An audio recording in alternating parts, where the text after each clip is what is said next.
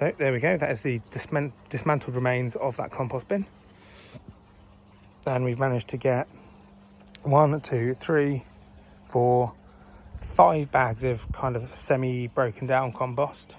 Mainly broken down, but there's a few woody bits and things that haven't. And we've got, so far, 2 bags of cardboard, which is harbouring a lot of worms, ready to go in the compost bin. Well, some of it will go in the compost bin down the allotment, but a lot of it is going to go in some of the raised beds that are empty at the moment to be covered by a better compost at some point as well. So going over, we can see we've got the cardboard layer that was at the bottom of that compost heap.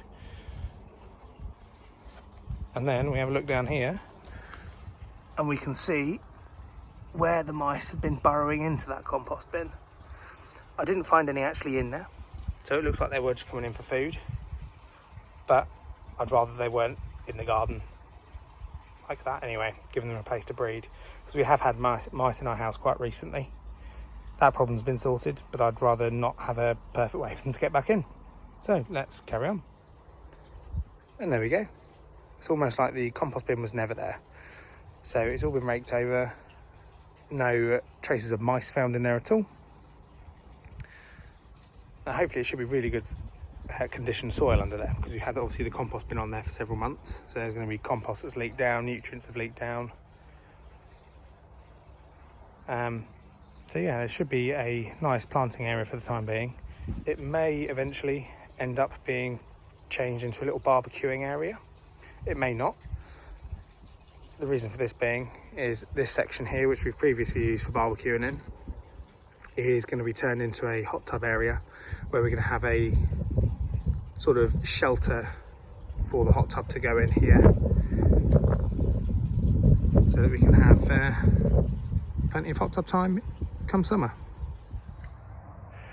So you may have seen from the plot tour that there's been considerable amount of damage to the plot since I've been away.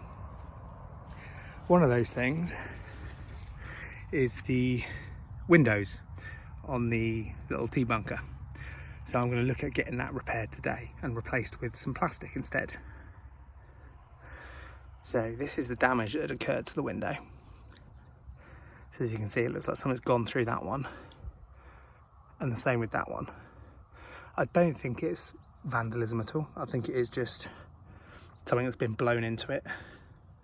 But we never know. Not that there's anything in there worth stealing anyway, other than a little gas stove, a mug, and some cup of soups and things. But anyway, let's get that looked at and repaired. So there we go, that's a bit better. That's all of the broken glass that's out of there. I'm now left with a little pile of glass that I'm going to have to do something with to tidy away. And there is broken glass within the actual Teabunker as well that's going to need to be tidied. But at least that means that I can now look at putting the new panel on. So there we go, that is the window. It's made out of that acrylic plastic. It's a lot more brittle than I expected, so I had to be really, really careful. And there wasn't quite as much as I needed, so I've had to change the size and shape of the window slightly, but it should do anyway. I just need to put a bit of silicone on it when I get around to it, just to make it fully waterproof, and hopefully jobs are good. You may remember I used to keep a little pot of, or box of, milk portions. As you can see, someone has taken a fancy to it. I left the lid off, which was very stupid. So from now on, anything that I have in here needs to be in a sealed lock and lock, because I think otherwise mice are going to get in and have a good bunch. So that is going to be it from the allotment today. I may head home and do some seed planting. I think today's been really important to get down here. I did the plot tour and I've also repaired that window. It's given me a chance to take stock of what needs doing down here and the sheer amount of time that it's going to take. So I'll be back here hopefully bright and early tomorrow to make a start. So I thought after spending a bit of time down the allotment, I'd come and get some chilli seeds planted. Something I find quite nice and relaxing. And actually, you may or may not know, but chilies are the main reason that I ended up getting an allotment in the first place. So I started off growing the odd chilli at home. Not particularly successfully, I have to say. And I wanted somewhere that I could have polytunnel. So I got my first allotment. Never got around to getting the polytunnel because I was growing lots of other stuff instead.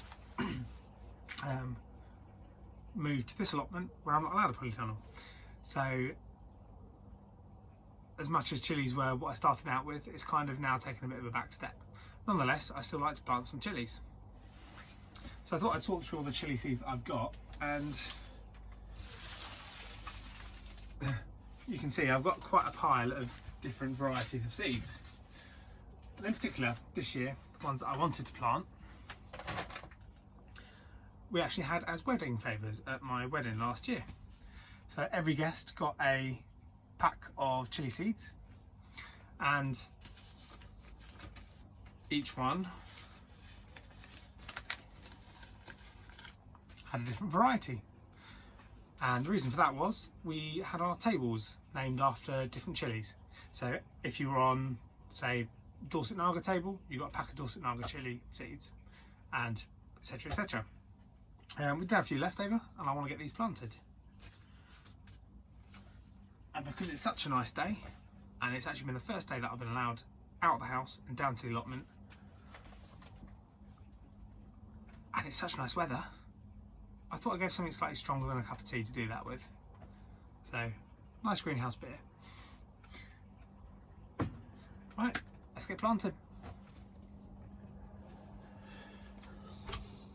So you may remember about a week ago I soaked these little peat plugs. These are the ones that I'm going to be planting all my chili seeds in. I find these work really, really well for chili seeds. I've admittedly not tried them in the paper pots, but I've tried them in these and it works really, really well. So I'm going to have a look at what varieties and get some in. So for planting my chili seeds, I use a really, really sophisticated tool that I find helps me really, really well. It's one of them.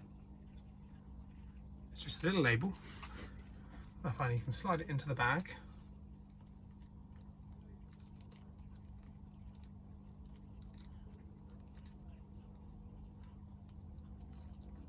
Be careful.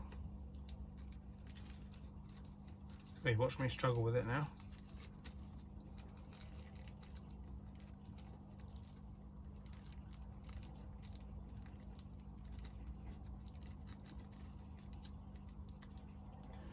You can pull out one individual seed. Then you can take your peat pod, easily direct it into the hole at the top, smooth over the soil with the peat at the top. Done.